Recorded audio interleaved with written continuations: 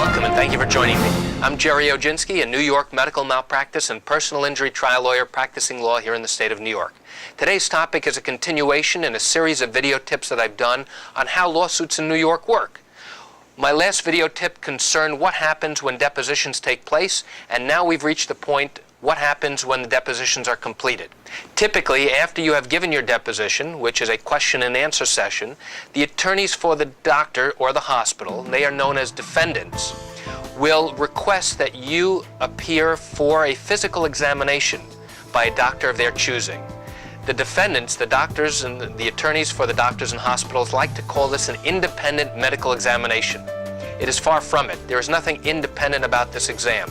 The attorneys for the doctor and the hospital have an absolute right to have you examined by a doctor that they have chosen to evaluate your current medical condition. There is nothing independent about this particular physician because in all likelihood they will have used this doctor on many occasions. The defense likes to say that they use this information to evaluate your current medical condition. The defense doctor will schedule an examination for you to be examined, and sometimes you will be accompanied by a representative from your lawyer's office so that they will make sure that everything is done appropriately, and they will also take notes during the course of the examination just for their own records to see what was done and how long it took to do the exam. There are some physical examinations where the doctor will take only a few minutes and write a very lengthy report giving a lot of information, but when you look at how much time the doctor actually spent examining you, you realize it's impossible for the doctor to have taken all that information down in such a short period of time. In other cases, you will go to the doctor's office on your own and may be asked to contact your attorney to give them specific information about what went on during that examination.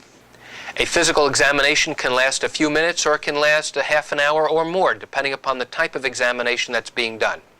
What will happen is that after the doctor performs the examination, he or she will then prepare a report, and they will send it on to the defense lawyers detailing the examination. And there are certain things in there that your attorney is going to look for because that report will be sent from the defense lawyers to your attorney and will be used later on at trial. So your attorney is going to go through that report with a fine-tooth comb to see what the doctor's findings were, what the examination consisted of, and whether the doctor was thorough in obtaining information from you, as well as from other records that he or she may have reviewed before examining you or after.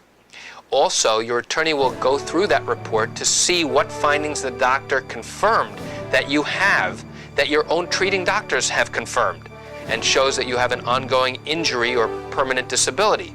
And that's very important to bolster your claim of injuries at the time of trial. And that's it for today's topic on what happens after depositions are done and now you've appeared for a physical examination. I hope you'll join me for the next segment and the next video tip, which is what happens after your physical examination, in the continuing episode of How Lawsuits in New York Work. I'm Jerry Oginski. I want to thank you for joining me. Have a great day.